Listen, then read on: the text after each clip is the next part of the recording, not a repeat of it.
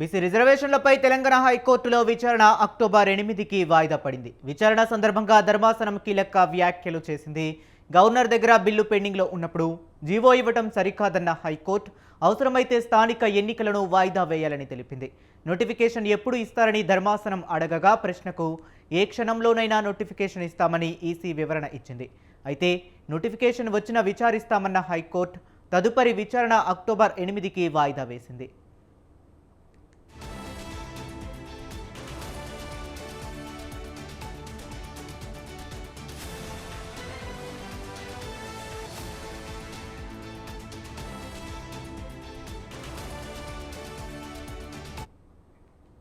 ఇక బీసీ రిజర్వేషన్లపై తెలంగాణ హైకోర్టులో విచారణ అక్టోబర్ 8కి వాయిదా పడింది.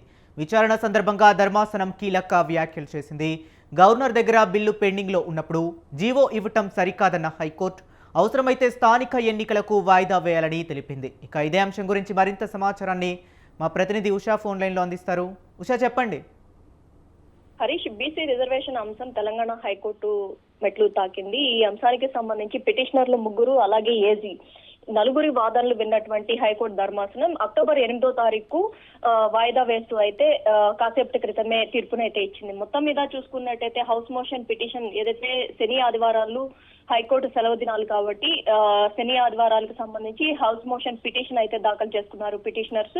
ఈ పిటిషనర్స్ వేసుకున్నటువంటి నోటిఫికేషన్ ఏదైతే ఉందో దీనికి సంబంధించి సుదీర్ఘంగా వాదనలు అయితే కొనసాగాయి. జస్టిస్ విజయసేన్ రెడ్డి, జస్టిస్ అభినందన్ కుమార్లతో ఏర్పాటైనటువంటి బెంచ్ ఏదైతే ఉందో కీలకమైనటువంటి వ్యాఖ్యలు అయితే చేసినట్టుగానే పరిగణించాలి. పిటిషనర్ తరపు సీనియర్ న్యాయవాది మయూర్ రెడ్డి తన వాదనలు అయితే వినిపించారు. రిజర్వేషన్లు 50% దాటడం రాజ్యాంగ విరుద్ధమని, స్థానిక సంస్థల ఎన్నికల్లో రిజర్వేషన్లు 50% దాటకూడదని సుప్రీంకోర్టు ఇప్పటికే ఒక తీర్పునైతే వెల్లడించింది అన్న కోణంలోనే మయూర్ రెడ్డి వివరించడం కూడా మనం చూసుకోవచ్చు. ప్రభుత్వం తరపు ఏజీ వర్చువల్ గా హాజరు కాగా ఏదైతే ఫిజికల్ గా హాజరు కాకుండా ఏదైతే వీడియో కాన్ఫరెన్స్ ద్వారా ఏదైతే వర్చువల్ గా హాజరైన అంశాన్ని కూడా మనం పరిగణలోకి తీసుకొని బీసీ రిజర్వేషన్ బిల్లుకు అసెంబ్లీలో ఆమోదం తెలపద్దని ఆయన పేర్కొన్నారు. తమిళనాడులో రిజర్వేషన్ 50% మించినట్టు ఉందని హైకోర్టు ప్రస్తావించింది.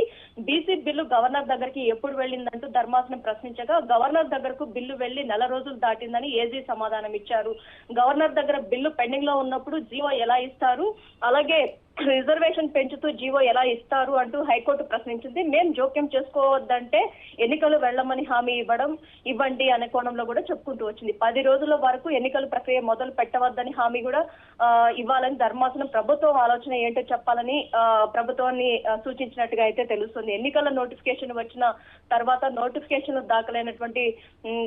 దాఖలైతే కోర్టులు ఇందులో జోక్యం చేసుకోవు అన్న కోణంలో కూడా ధర్మాసనం కూడా ఈ వ్యాఖ్యలు చేసినట్టుగా కూడా మనం చూసుకోవచ్చు. గెజెట్ ఇవ్వకుండా ఏదైతే ఎన్నికల నోటిఫికేషన్ ముందే పిటిషన్లు ఉన్నాయి కాబట్టి విచారించవచ్చు అని హైకోర్టు పేర్కొంది. విచారణ అక్టోబర్ 8కి వాయిదా వేసినటువంటి ధర్మాసనం తెలంగాణ ప్రభుత్వానికి నోటీసులు కూడా జారీ చేసినట్టుగా అయితే ఇందులో క్లుప్తంగా కనిపిస్తోంది. బీసీలకు 42% రిజర్వేషన్లు జీవోను సవాల్ చేస్తూ మేడ్చల్, మల్కాజ్గిరి అలాగే ఈ జిల్లాల నుంచి 3 చింతలపల్లి మండలం కేశవాపూర్ గ్రామానికి చెందినటువంటి బుట్టెంగారి మాధవరెడ్డి మరోసారి రాష్ట్ర ఉన్నత న్యాయస్థానాన్ని ఆశ్రయించారు.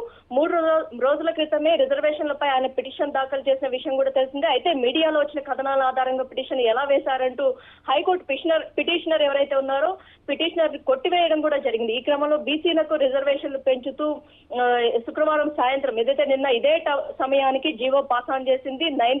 జీవో 9 ఏదైతే ఉందో దాన్ని పాస్ ఆన్ చేసింది. దీనిని సవాల్ చేస్తూ మాధవరెడ్డి మరోసారి హైకోర్టుని ఆశ్రయించారు. మొత్తం మీద చూసుకున్నట్టయితే బీసీ 42% రిజర్వేషన్, అలాగే ఎస్సీ 17%, అలాగే ఎస్సీ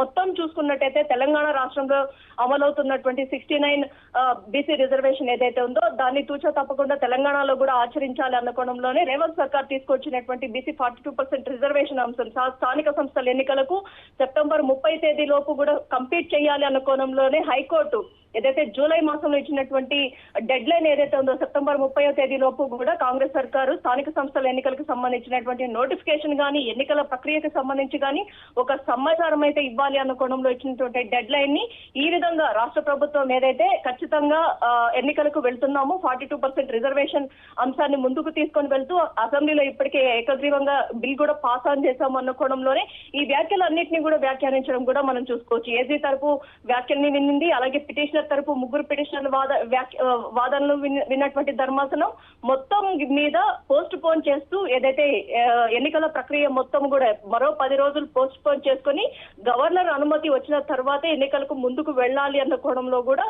సూచన ఇచ్చినట్టుగా అయితే తెలిసింది. ఒక పక్క ఎలక్షన్ కమిషన్ కూడా గవర్నర్ ఆమోదించిన అనంతరం ప్రభుత్వం తరపు వచ్చినటువంటి సూచనల మేరకే ఖచ్చితంగా ఎన్నికలకు ముందుకు వెళ్తామన్న కోణంలో కూడా ఎలక్షన్ కమిషన్ కూడా ఇందులో ప్రస్తావించినట్టుగా అయితే మనం ఇంక్లూడ్ చేసుకోవచ్చు. Harish. Okay, right. Thank you Usha.